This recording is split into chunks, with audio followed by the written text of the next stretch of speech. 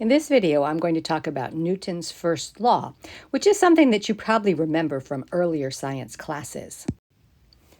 Isaac Newton is a 17th century scientist. He lived from 1635 to 1727, and in many ways he is the father of modern science and modern science procedures. He helped refine the scientific method, which you're very familiar with, and how scientists approach figuring out the answers to their questions. And he proposed laws to explain why objects move or don't move, and that's going to be the focus of the next couple videos. He also developed the law of universal gravitation and showed that the rules for motion on Earth also explain the motion of bodies up in the heavens, the celestial bodies such as moons and planets. Newton made discoveries in several areas of science. He discovered that white light can be broken down into all the colors of the rainbow in optics. He did stuff in heat transfer, and he's also known for getting us started on the mathematical field of calculus.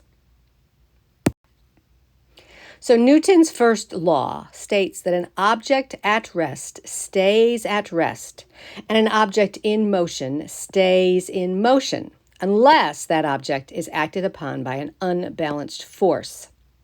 We shorten this whole explanation and just call this particular characteristic of objects inertia.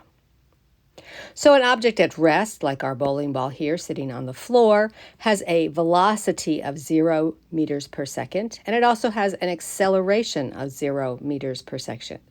It's not moving, it's not accelerating, it's not going in any direction. An object in motion, in comparison, will have a velocity that is not equal to 0. It will have some number there, but its acceleration is still going to be 0. It was not going to be speeding up or slowing down. It is at a constant speed, whatever that speed may be. Many forces can be acting on an object. If these forces are balanced, the motion of the object stays the same. This is easiest to show with an object that is not in motion. So we have, a box sitting on a table, and we have two forces acting on it. We have the weight of the box pulling that object down onto the table, and then we have what's known as the reaction force of the table pushing up on that box. So the end result since these two forces are balanced, is that box does not move. It remains at rest, not in motion. This other illustration is showing an unbalanced force where we have various forces. We're not showing the gravity and the reaction force in this case, but we have an object moving to the right, and there is a force pushing towards the left and a force pushing towards the right. But since the force pushing towards the right is larger, this is an unbalanced force, and that causes the object to be in motion. Inertia becomes most evident when there's a change in the state of motion.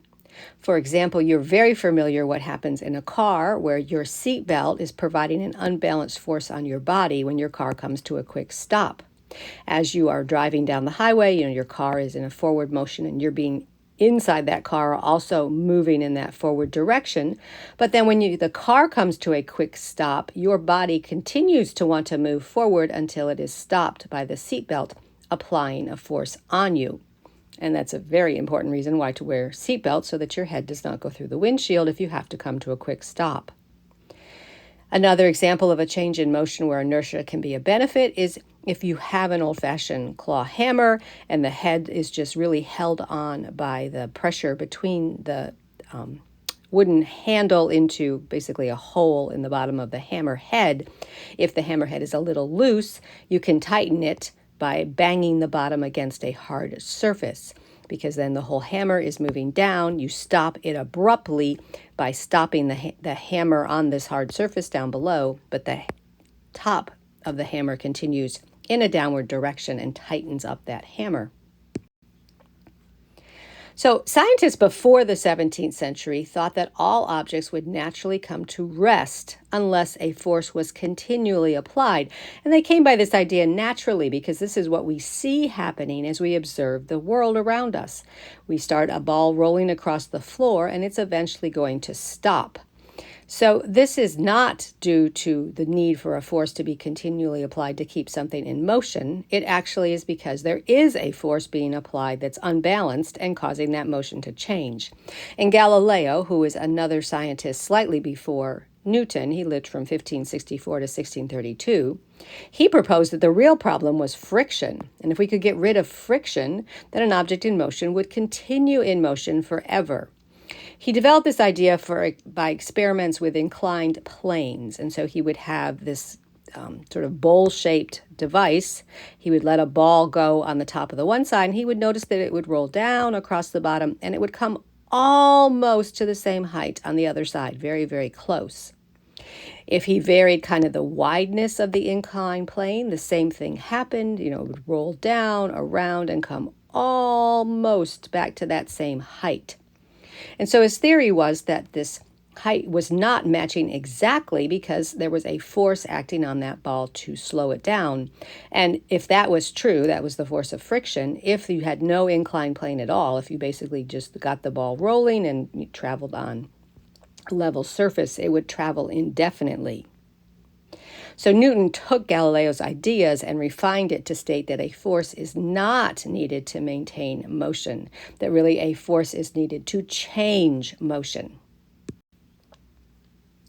Inertia can also be thought of as a resistance, then, to a change in motion. And the mass of the object affects its ability to resist. The basic rule is the more massive the object, the more mass it has, the greater its tendency to resist changes in motion. You experience this every day. You use this mass-inertia relationship unconsciously when you lift objects. If you have you know that you've got a box and it's a heavy box, you're going to apply a certain amount of force to overcome that resistance to change that is present in that massive object. If you know it is a light box, you're applying a different amount of force to overcome that resistance to change. And if you've ever picked up or caught something that was an unexpected weight, you may have anticipated needing too much or not enough force for what you actually had. So using the terms of physics that we've been working with in our previous unit, we can think of inertia as a resistance to changes in velocity or acceleration. So to visualize the forces that are acting on an object, we use something called a force diagram and draw vector arrows that show magnitude and direction. The length of the arrow indicates the strength of the force, what's its magnitude, and the arrow's head indicates the direction of the force. So let's analyze these three objects that have forces, apply them. Is there an unbalanced force present? So individual forces need to not counteract each other when it's unbalanced. And as a result, we get acceleration. Motion is going to change. Force diagrams do not tell us the direction of motion. They don't tell us which way it's going. They just tell us the direction of acceleration. So looking at this first force diagram, we see we have a vector in an upward direction, vector arrow in the upward direction, a vector arrow in the downward direction, and they're basically, as best as I could make them, the same size. So in this case, we have a balanced force. We are not going to see a change in motion. If this object is at rest, it will stay at rest. If this object is moving, it will stay moving. On my second example, we see there's a much larger vector arrow in the upward direction as compared to the downward direction. And so the forces are unbalanced. And again, we're only going to be able to talk about acceleration. So it is accelerating, I'll just abbreviate it, accelerating upward. If this object has a velocity upward, then that acceleration upward would make it speed up. If it has a velocity downward, the acceleration would make it slow down.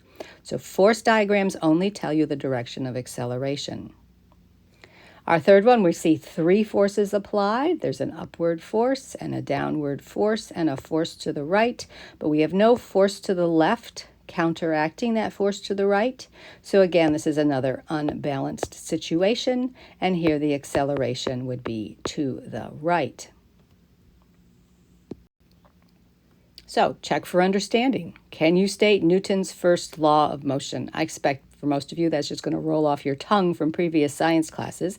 But now, can you explain Newton's first law in terms of velocity and acceleration, in terms of the vocabulary we've been using in class? Can you explain this relationship between mass and inertia, why it makes a difference how massive something is to its resistance to motion? And can you interpret a force diagram and figure out the direction of acceleration by looking at those vector arrows?